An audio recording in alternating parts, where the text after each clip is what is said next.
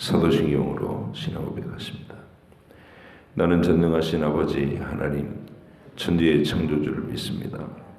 나는 그의 유일하신 아들 우리 주 예수 그리스도를 믿습니다. 그는 성령으로 잉태되어 동정녀 마리아에게서 나시고 본디오 빌라도에게 고난을 받아 십자가에 못 박혀 죽으시고 장사된 지 사흘 만에 죽은 자 가운데서 다시 살아나셨으며 하늘에 오르시어 전능하신 아버지 하나님 우편에 앉아 계시다가 거기로부터 살아있는 자와 죽은 자를 심판하러 오십니다. 나는 성령을 믿으며 거룩한 공교회와 성도의 교제와 죄를 용서받는 것과 몸의 부활과 영생을 믿습니다. 아멘. 사무엘하 10장부터 12장까지입니다. 그 후에 암몬 자손의 왕이 죽고 그의 아들 한운이 대신하여 왕이 되니 다윗이 이르되 내가 나하스의 아들 한운에게 은총을 베풀되 그의 아버지가 내게 은총을 베푼 것 같이 하리라 하고 다윗이 그의 신하들을 보내 그의 아버지를 조상하라 하니라. 다윗의 신하들이 암몬 자손의 땅에 이르매 암몬 자손의 관리들이 그들의 주 한운에게 말하되 왕은 다윗이 조객을 당신에게 보낸 것이 왕의 아버지를 공경함인 줄로 여기시나이까. 다윗이 그의 신하들을 당신에게 보내 이 성을 엿보고 탐지하여 함락시키고자 함이 아니니까 하니 이에 한운이 다윗의 신하들을 잡아 그들의 수염 절반을 깎고 그들의 의복의 중동 몰기까지 자르고 돌려보내매 사람들이 이 일을 다윗에게 알리니라. 그 사람들이 크게 부끄러워하므로 왕이 그들을 맞으러 보내 이르기를 너희는 수염이 자라기까지 여리고에서 머물다가 돌아오라 하니라. 암몬 자손들이 자기들이 다윗에게 미움이 된 줄 알고 암몬 자손들이 사람을 보내 벳르홉 아람 사람과 소바 아람 사람의 보병 2만 명과 마아가 왕과 그의 사람 1000명과 돕 사람 12,000명을 고용한지라. 다윗이 듣고 요압과 용사의 온 무리를 보내매 암몬 자손은 나와서 성문 어귀에 진을 쳤고 소바와 르홉 아람 사람과 돕과 마아가 사람들은 따로 들에 있더라. 요압이 자기와 맞서 앞뒤에 친 적진을 보고 이스라엘의 선발한 자 중에서 또 엄선하여 아람 사람과 싸우려고 진치고 그 백성의 남은 자를 그 아우 아비새의 수하에 맡겨 암몬 자손과 싸우려고 진치게 하고 이르되 만일 아람 사람이 나보다 강하면 네가 나를 돕고 만일 암몬 자손이 너보다 강하면 내가 가서 너를 도우리라. 너는 담대하라. 우리가 우리 백성과 우리 하나님의 성읍들을 위하여 담대히 하자. 여호와께서 선히 여기시는 대로 행하시기를 원하노라 하고 요압과 그와 함께한 백성이 아람 사람을 대항하여 싸우려고 나아가니 그들이 그 앞에서 도망하고 암몬 자손은 아람 사람이 도망함을 보고 그들도 아비새 앞에서 도망하여 성읍으로 들어간지라. 요압이 암몬 자손을 떠나 예루살렘으로 돌아가니라. 아람 사람이 자기가 이스라엘 앞에서 피하였음을 보고 다 모임에 하다데셀이 사람을 보내 강 건너 쪽에 있는 아람 사람을 불러내매 그들이 헬람에 이르니 하다세에셀의 군사령관 소박이 그들을 거느린지라. 어떤 사람이 다윗에게 알림해 그가 온 이스라엘을 모으고 요단을 건너 헬람에 이름에 아람 사람들이 다윗을 향하여 진을 치고 더불어 싸우더니 아람 사람이 이스라엘 앞에서 도망한지라. 다윗이 아람 병거 700대와 마병 4만 명을 죽이고 또 그 군사령관 소박을 치매 거기서 죽으니라. 하다데셀에게 속한 왕들이 자기가 이스라엘 앞에서 패함을 보고 이스라엘과 화친하고 섬기니 그러므로 아람 사람들이 두려워하여 다시는 암몬 자손을 돕지 아니하니라. 그 해가 돌아와 왕들이 출전할 때가 되매 다윗이 요압과 그에게 있는 그의 부하들과 온 이스라엘 군대를 보내니 그들이 암몬 자손을 멸하고 랍바를 에워쌌고 다윗은 예루살렘에 그대로 있더라. 저녁 때에 다윗이 그의 침상에서 일어나 왕궁 옥상에서 거닐다가 그곳에서 보니 한 여인이 목욕을 하는데 심히 아름다워 보이는지라. 다윗이 사람을 보내 그 여인을 알아보게 하였더니 그가 아뢰되 그는 엘리암의 딸이요 햇사람 우리아의 아내 밧세바가 아니니까 하니 다윗이 전령을 보내어 그 여자를 자기에게로 데려오게 하고 그 여자가 그 부정함을 깨끗하게 하였으므로 더불어 동침하매 그 여자가 자기 집으로 돌아가니라. 그 여인이 임신하매 사람을 보내 다윗에게 말하여 이르되 내가 임신하였나이다 하니라. 다윗이 요압에게 기별하여 햇사람 우리아를 내게 보내라 하매 요압이 우리아를 다윗에게로 보내니 우리아가 다윗에게 이르매 다윗이 요압의 안부와 군사의 안부와 싸움이 어떠했는지를 묻고 그가 또 우리아에게 이르되 내 집으로 내려가서 발을 씻으라 하니 우리아가 왕궁에서 나가매 왕의 음식물이 뒤따라가니라. 그러나 우리아는 집으로 내려가지 아니하고 왕궁문에서 그의 주의 모든 부하들과 더불어 전지라. 어떤 사람이 다윗에게 아뢰되 우리아가 그의 집으로 내려가지 아니하였나이다. 다윗이 우리아에게 이르되 네가 길 갔다가 돌아온 것이 아니냐 어찌하여 내 집으로 내려가지 아니하였느냐 하니 우리아가 다윗에게 아뢰되 언약궤와 이스라엘과 유다가 야영 중에 있고 내 주 요압과 내 왕의 부하들이 바깥 들에 진치고 있거늘 내가 어찌 내 집으로 가서 먹고 마시고 내 처와 같이 자리이까. 내가 이 일을 행하지 아니하기로 왕의 살아계심과 왕의 혼의 살아계심을 두고 맹세하나이다 하니라. 다윗이 우리아에게 이르되 오늘도 여기 있으라. 내일은 내가 너를 보내리라. 우리아가 그날에 예루살렘에 머무니라. 이튿날 다윗이 그를 불러서 그 앞에서 먹고 마시고 취하게 하니 저녁 때에 그가 나가서 그의 주의 부하들과 더불어 침상에 눕고 그의 집으로 내려가지 아니하니라. 아침이 되매 다윗이 편지를 써서 우리아의 손에 들려 요압에게 보내니 그 편지에 써서 이르기를 너희가 우리아를 맹렬한 싸움에 앞세워 두고 너희는 뒤로 물러가서 그로 맞아 죽게 하라 하였더라. 요압이 그 성을 살펴 용사들이 있는 것을 아는 그곳에 우리아를 두니 그 성 사람들이 나와서 요압과 더불어 싸울 때에 다윗의 부하 중 몇 사람이 엎드러지고 햇사람 우리아도 죽으니라.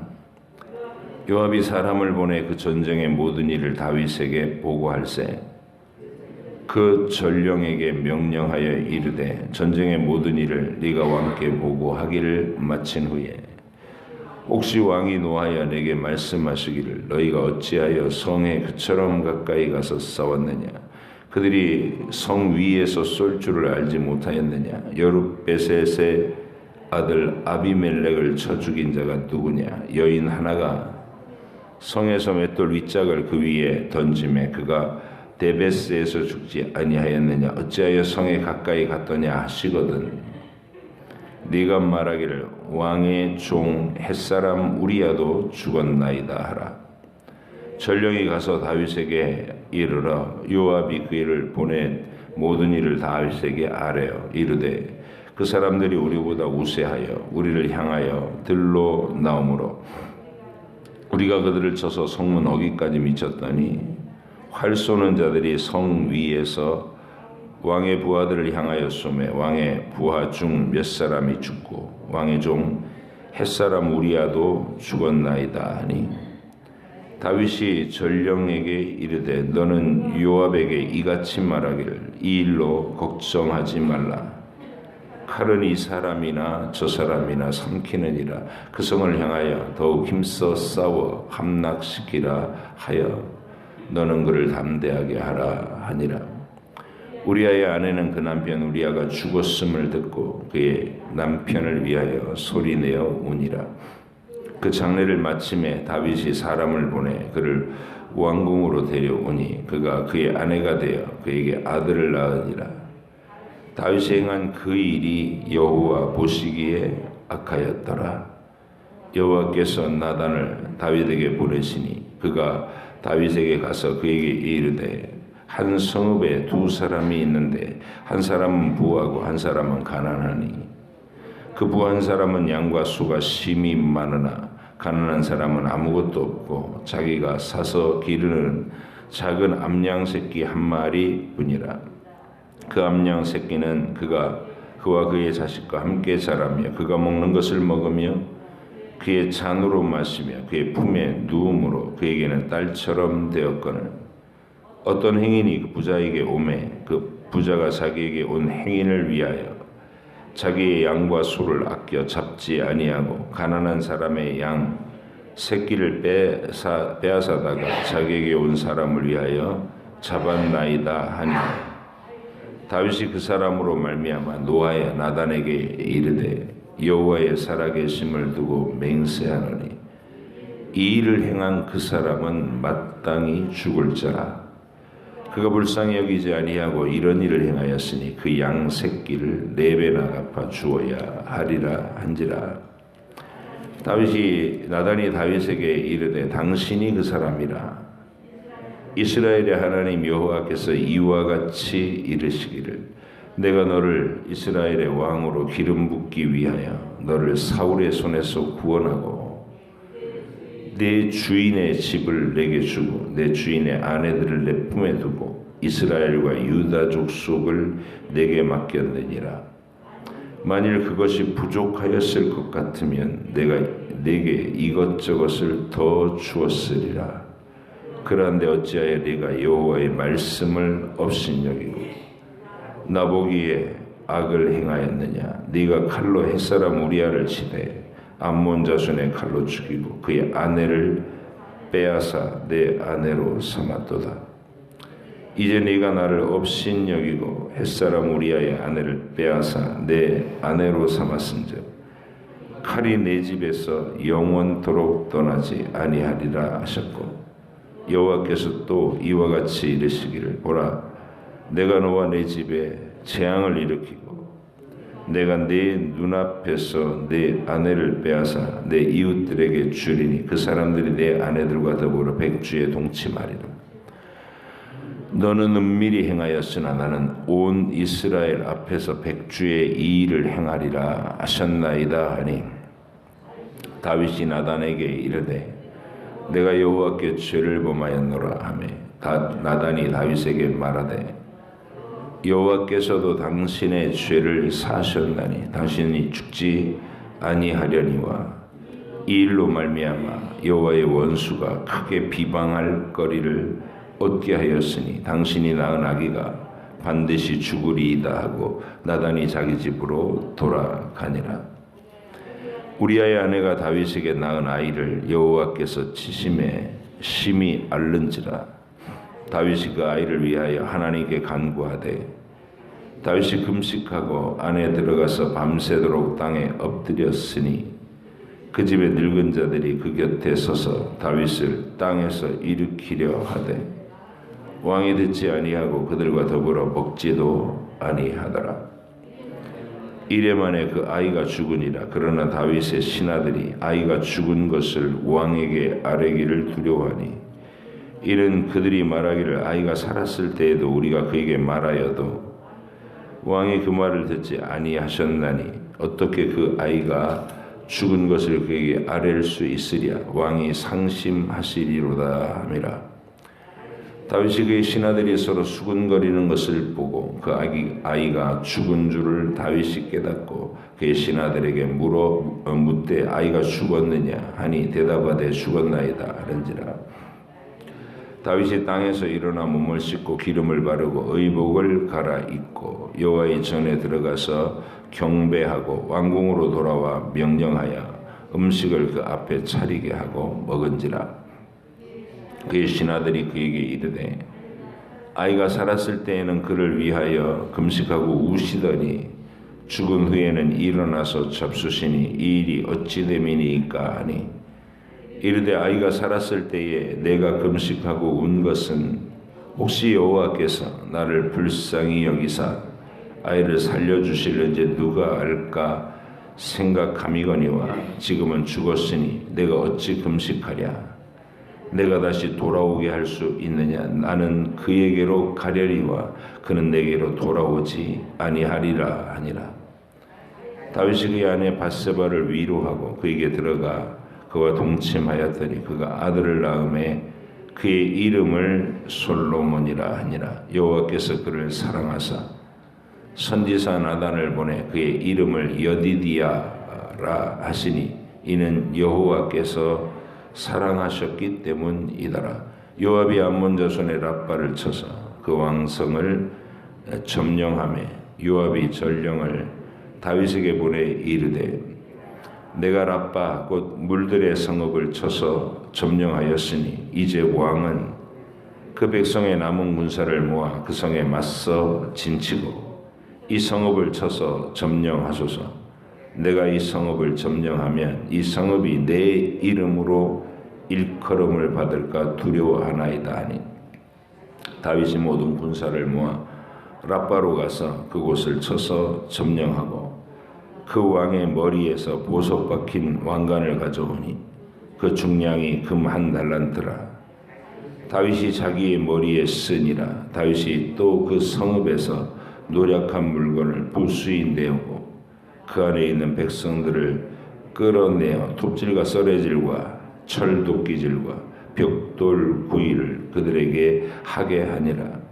암몬 자손의 모든 성읍을 이같이 하고 다윗과 모든 백성이 예루살렘으로 돌아가니라. 아멘. 기도하겠습니다. 하나님 아버지, 다윗을 통해서 하나님의 나라가 전개될 때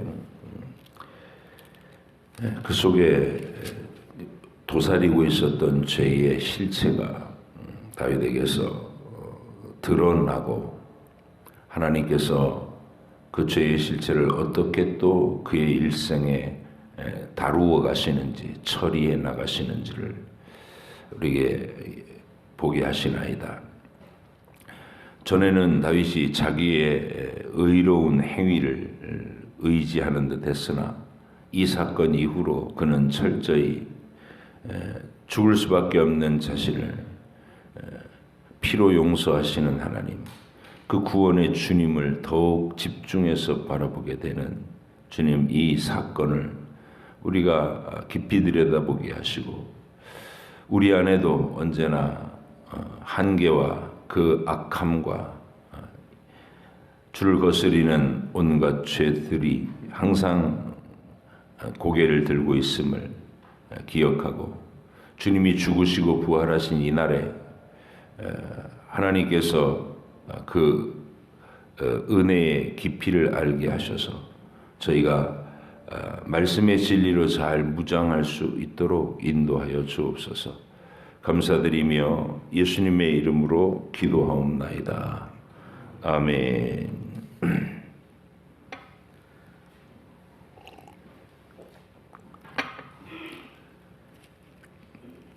예, 다윗이 왕이 되고 주변에 이제 대적하던 나라들을 하나하나 정복해 나가는 그런 하나님의 은혜의 시간들을 보내고 있습니다.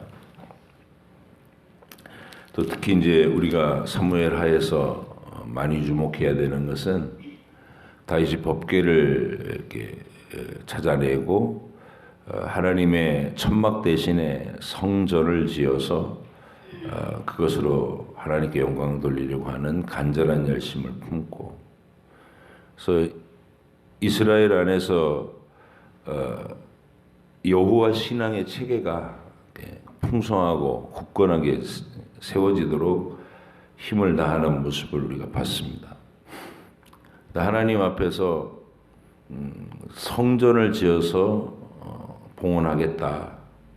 하나님의 이 궤가 천막 안에 있다. 이게 이제 자기는 백향목 궁궐을 번듯하게 지었는데 하나님에 대한 모든 진리를 상징하는 그 성전 성막은 그냥 텐트란 말이죠.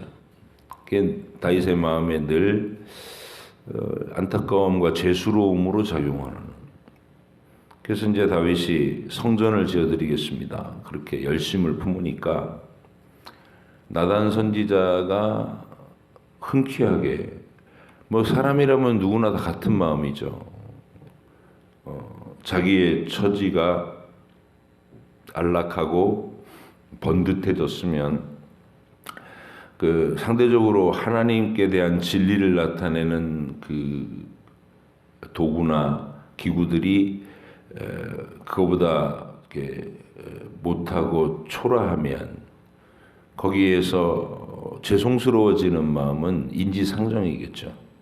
나단이 그 참 좋은 생각이시라고, 이건 이제 나단의 생각이었으니까 다윗의 마음과 나단의 마음이 동일했는데, 놀랍게도 우리는 사무엘하 7장에서 하나님의 전혀 다른 대답을 듣게 된다. 이제 사무엘하 7장 이렇게 여러분이 기억해 놓으시기 바랍니다. 사무엘하 7장, 그건 다윗 언약 이렇게 기억해 놓으시면 됩니다. 다윗 언약은 하나님께서 성전을 짓겠다는 다윗에게 네 마음은 내가 잘 받겠다 이 말씀하시고, 그러나 내가 너희를 이스라엘 애굽 땅에서 이끌어낸 이후에 어느 사사에게 어느 지도자에게 왜 백향목 성전을 지어내지 않느냐고 재촉한 일이 있느냐. 성전을 지으라고 요구한 적이 있느냐, 이걸 물어보셔요. 그러면서 이렇게 말씀하십니다. 네가 나를 위해서 집을 짓겠다고 하는데 오히려 내가 너를 위해서 집을 지을 것이다, 이렇게 말합니다. 그러니까 한마디로 나는 성전 같은 거 필요 없다, 하나님 편에서 그렇게 얘기하시는 거예요. 너희 눈에야 건물을 번듯하게 지어놓고 그 속에서 신이 들어와서 딱 앉아있다 이렇게 생각하지만 하늘이 내 보좌고 땅이 내 발등상인데 내가 어느 건물에 들어가서 거기 내 집이라고 묻겠느냐, 이런 얘기입니다. 그러면서 이제 하나님은 이 땅에 세우려고 하는 구원의 진리, 다윗의 후대를 통해서 온 세상 만민을 구원하려고 하는 그 언약 이야기를 다윗에게 하는 거예요. 누구한테 했던 얘기죠? 아브라함한테 했던 얘기 아니에요. 태초에 아담에게 여자의 후손으로 약속하던 때부터 아담에게 얘기했고 아벨이 계승했고 셋이 그 믿음을, 순교의 믿음을 이어받아서 에녹, 무두셀라, 노아로 이어지는 계보를 이루는 거예요. 그래서 노아 이후에는 셈족, 셈에게 그 언약을 얘기했고, 그 다음에 아브람, 이삭, 야곱 이어지다가 유다 지파의 사자가 왕권이 그에게서 난다. 그렇게 언약이 됐다가 유다 지파에서 지금 다윗이 나오는 거 아닙니까? 이게 언약의 계보죠. 아브라함에게 했던 약속, 이삭과 야곱에게 했던 약속을 다윗에게 들려주면서 오히려 내가 너를 위하여 집을 짓는다, 이렇게 말씀하신 하나님의 그 위대한 얘기는 바로 우리 주 예수 그리스도의 탄생과 죽으심과 부활, 이 위대한 진리를 다윗의 계보에서 나타나게 하시고, 그래서 우리가 복음이라고 부르는 그 은혜를 우리에게 베푸신 약속이다. 그래서 다윗 언약이라고 한다. 그렇게 위대한 약속을 받고 다윗이 어디로 가든지 이겼다, 이렇게 되어 있습니다. 그리고 무비보셋을 선대하고 이제 암몬과의 전투가 드디어 등장을 하는데, 오늘 읽은 본문이 이제 암몬 전투를 배경으로 해서 나오는 겁니다. 이미 나라가 안정돼 있어요. 많은 승리를 거뒀고 나라가 안정되는 그 배경에는 어떤 사람의 공이 크냐면 누가 뭐래도 요압입니다. 여러분 한번 읽어보시면서 요압의 일솜씨를 한번 보세요.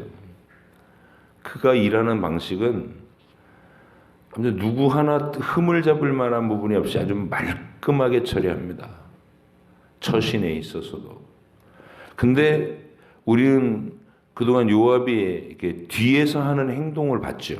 그러니까 이게 성경이라는 것이 하나님의 관점에서 하나님의 시선에서 기록해 놓으시는 거기 때문에 전지적 관점이잖아요. 우리가 그 요압이라는 자가 얼마나 능력이 뛰어난가도 보지만 그가 얼마나 악한가도 보는 거예요. 함부로 자기 뜻대로 하고 권력을 자기 마음대로 휘두르고 칼을 쓰고 죽이고, 그런데도 그는 아주 혀를 내두를 만큼 전쟁을 잘하고 문제를 처리할 때 다윗이 입을 띄는 것마다 그 입대로 딱 해주는 능력이 있는 사람입니다. 그런데 이제 그쯤 되니까 다윗이 자기가 일일이 뛰어다니면서 전쟁터 실무를 이렇게 담당하지 않아도 됐던 거예요.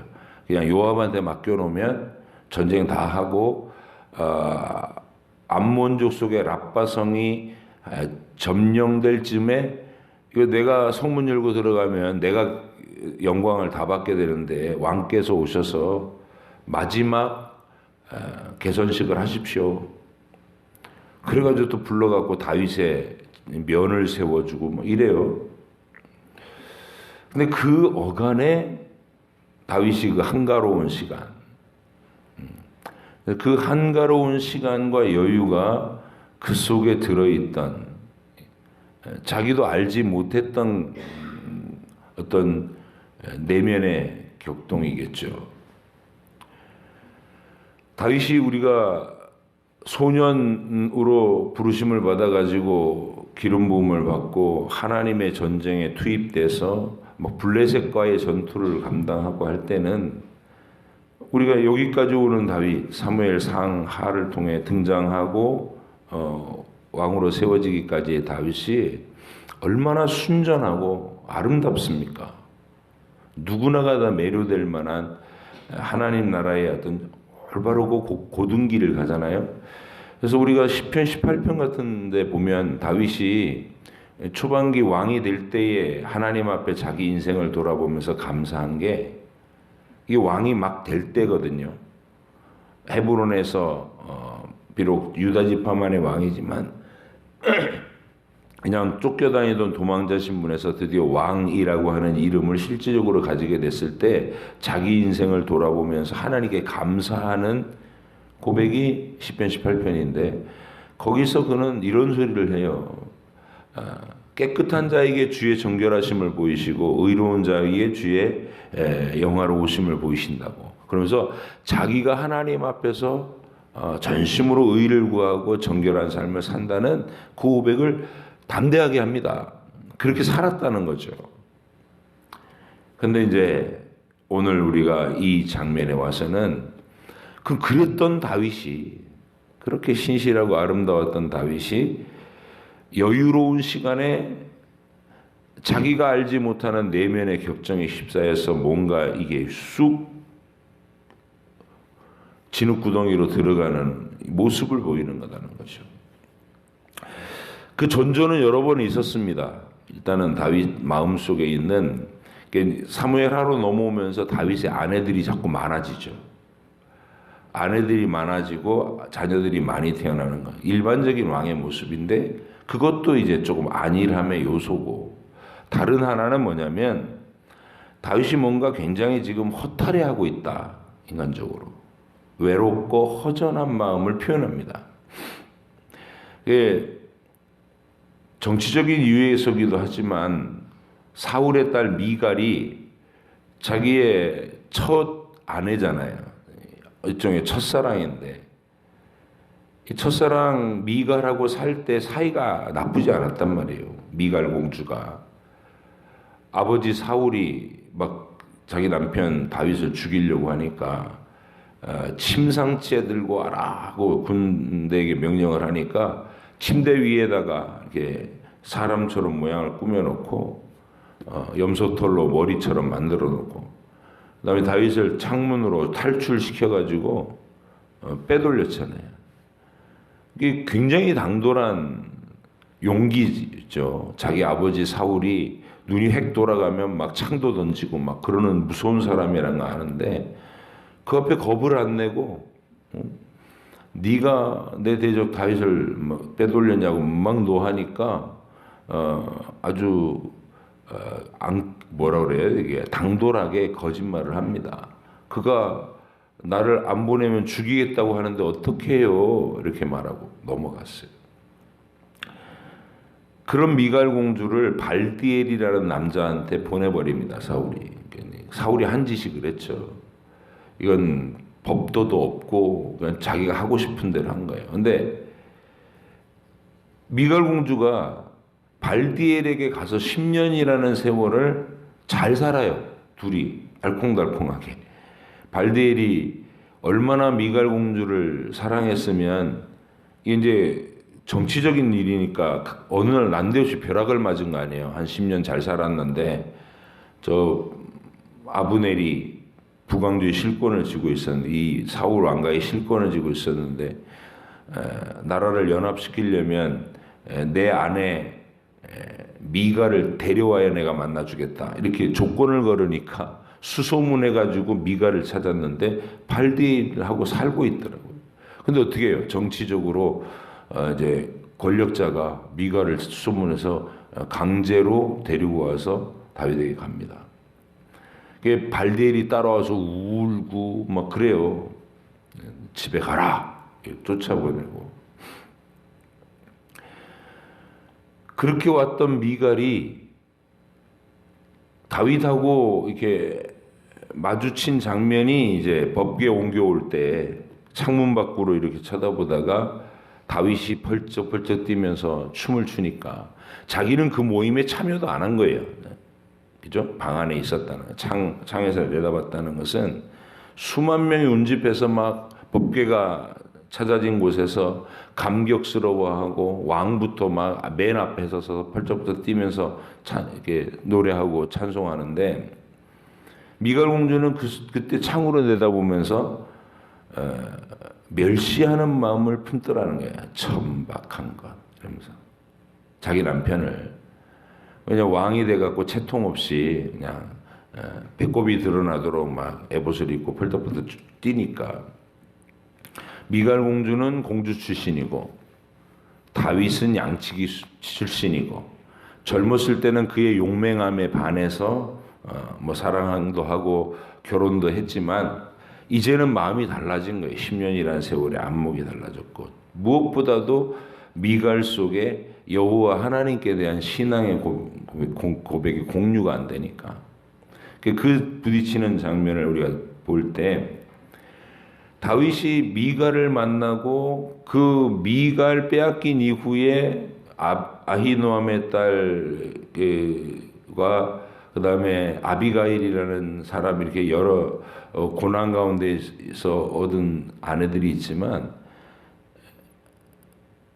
어느 한 군데에서도 자기 마음이 온전히 정착된 곳이 없는 거예요. 그 허전함이 계속 다윗에게 보이는 겁니다. 그게 여유 있고 안정됐을 때 훅 하고 튀어나왔는데 그거를 제어할 힘이 그에게 없는 거예요. 그래서 훅 들어갑니다. 끌려 들어가는 것이죠. 그거 저지르고 난다니까 이제 밧세바가 임신했다고 알리고 그거를 은폐하려고 하니까 오늘 읽은 본문에서처럼 우리아를 불러다가 집으로 내려가라 몇 번씩 그러다가 안 되니까 요압에게 편지를 보내가지고 적진 깊숙이 들어가서 얘만 남겨놓고 나와라 죽여라 그렇게 명령 내린 거예요. 여러분 읽어가면서 이렇게 그가 얼마나 지금 사악한 모습으로 이렇게 막 치달리고 있는지를 보게 되죠. 이게 과연 다윗의 모습인가? 그럼 그래서 우리 안에 있는 죄의 모습은 장담할 사람이 없다는 거예요. 그 상황과 조건 속에 들어가면 마치 이게 잠잠히 심겨져 있던 씨앗이 막 어느 조건에 습도가 맞춰지고 햇빛이 들어 바람이 불고 그러면 싹이 나가고 막 무성해지듯이 잡초처럼 우리 안에 있는 악의 실체가 그런 거단 말이에요. 옛 자아의 실체가. 근데 다윗이 전에는 그런 걸 몰랐죠. 근데 지금 밧세바라는 여자를 보고 그에게 마음을 빼앗기고 상황을 알아봤는데 충직스러운 우리야. 정말 생사고락을 함께했던 신하잖아요. 아둘람 굴에서 같이 막 사울을 피해서 다니기도 하고. 근데 그 사람의 아내라는 것을 알고도 못 멈춘 거예요. 그리고 계속 가고, 그리고 죽이고. 요압이 좀 읽어보면은 거의 신이 난 것 같은 느낌이에요. 다윗이 이런 아주 자기의 그 더러운 욕망과 잔인한 요구를 요압이 편지를 딱 받고 왕이여 안 됩니다. 충신이라면 이래야죠. 이게 무슨 짓입니까? 우리야 장군은 훌륭한 이 나라의 장교인데 어떻게 내 부하를 그렇게 죽이라고 하십니까? 이유가 뭡니까? 뭐 이렇게 따져야 됐을 거 아니에요. 그렇지 않고 아주 깔끔하게 다시 원하는 대로 일을 처리해줘요. 이유는 이놈 봐라. 평소에 그런 게 있었잖아요. 왕노로 자기가 하고 있었고 늘 의롭던 다윗에 대해서 명분으로 그것만 밀렸거든. 근데 이제 그 명분조차도 네가 그렇지 왕이라고 뭐 여지껏 꽤 잘난 척하더만 너도 나랑 다를 바 없는 놈이네 이러면서 아마 멸시하는 마음으로 다윗을 요구를 아주 깔끔하게 처리하고 나서 보고를 할 때도 뭐 명분을 가지고서 왜 전쟁을 그렇게 했냐, 왜 생각 없이 성 밑으로 막 들어가 가지고 화살을 맞고 죽게 하냐 이렇게 문책 책임성 발언이 나오거든.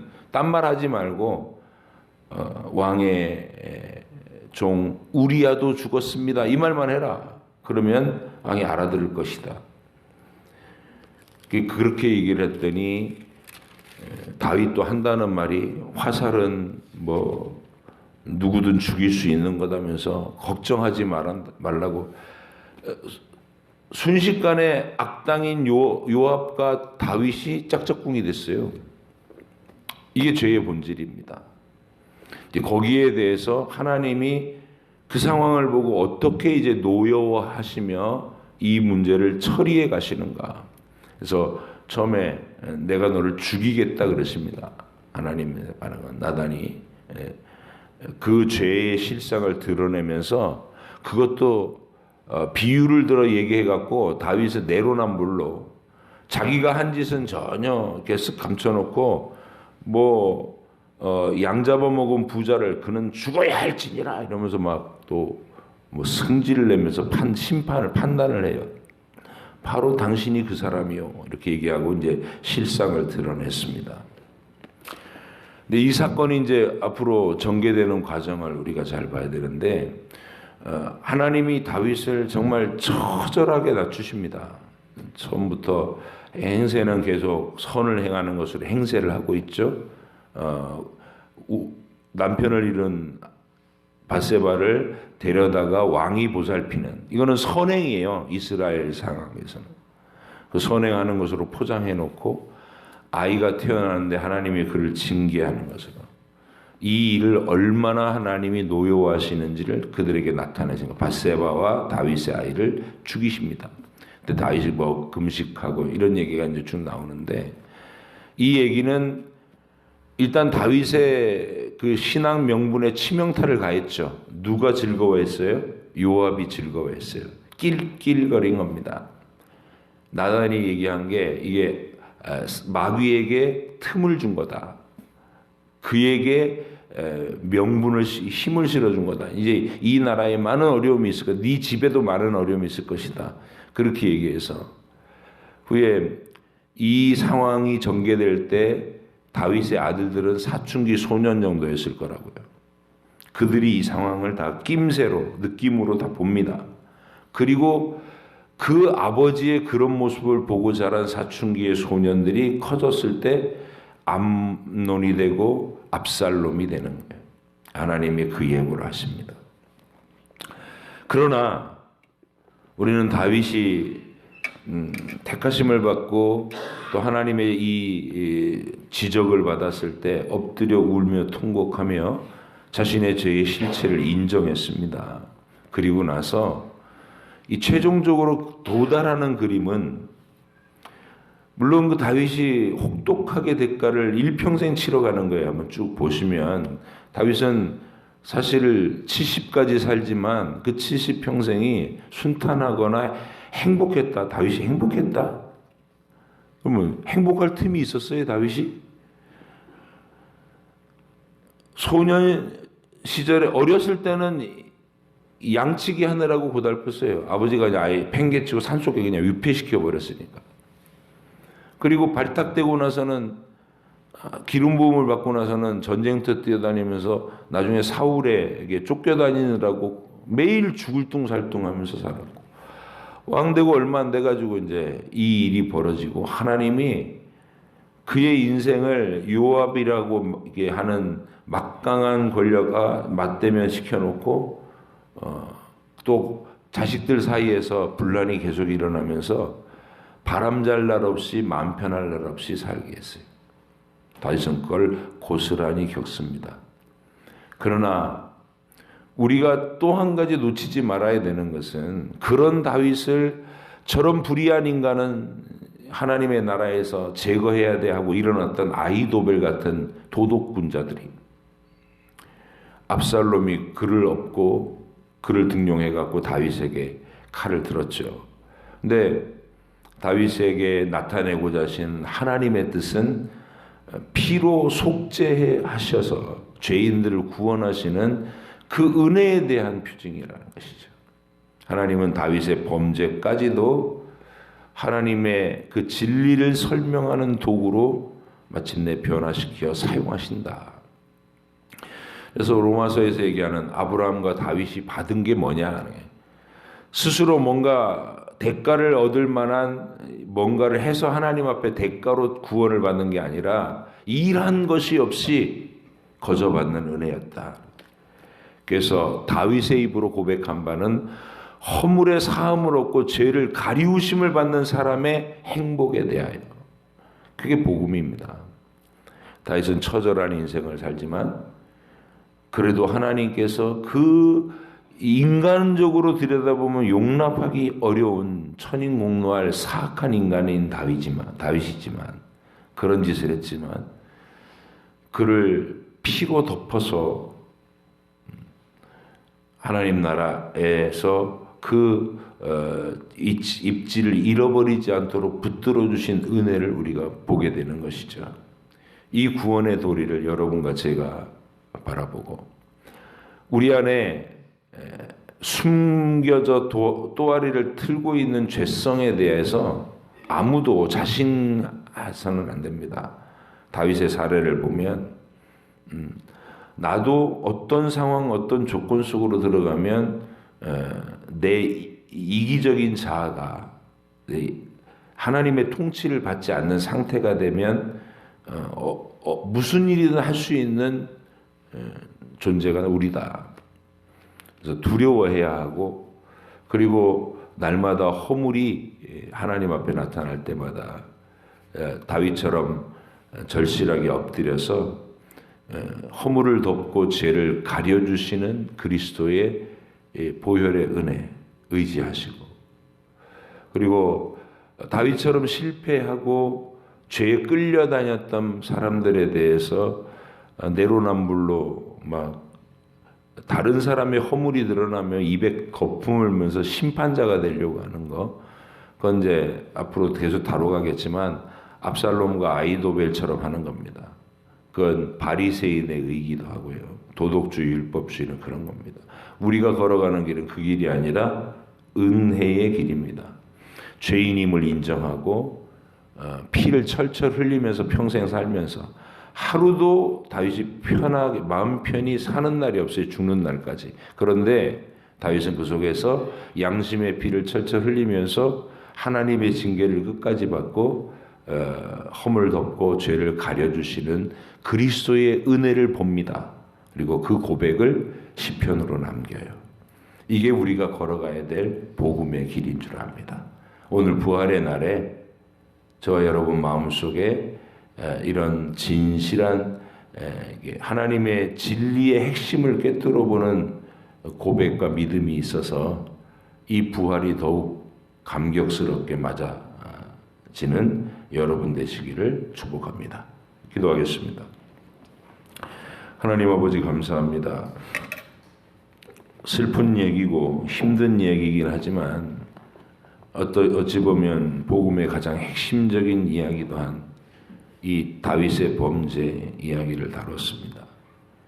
주님, 다윗이 아무런 흠이 없이 번듯하게 살았으면 인간 속에 들어있는 그 참혹한 죄의 양상이 정체를 드러내지 못했을 텐데 하나님은 다윗의 그 성정 속에 있는 이 죄를 드러나게 허용하심으로써 그리고 그것을 어떻게 하나님이 엄한 징벌로 다루어 가시는지 다윗은 얼마나 처절하게 엎드려 평생을 회개하며 지냈는지를 우리가 읽으면서 복음의 핵심을 이해하게 하시고 우리도 그렇게 내 안에 있는 죄의 성향 고개를 쳐들지 못하도록 항상 주님 앞에 성령으로 억누르며 그리고 주의 말씀으로 통제하며 우리의 걸음을 하루하루 살아갈 수 있는 저희들이 되게 하여 주옵소서.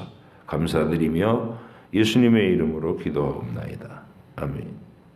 하늘에 계신 우리 아버지, 아버지 이름을 거룩하게 하시며 아버지의 나라가 오게 하시며 아버지의 뜻이 하늘에서와 같이 땅에서도 이루어지게 하소서. 오늘 우리에게 일용할 양식을 주시고 우리가 우리에게 잘못한 사람을 용서하여 준 것 같이 우리 죄를 용서하여 주시고 우리를 시험에 빠지지 않게 하시고 악에서 구하소서.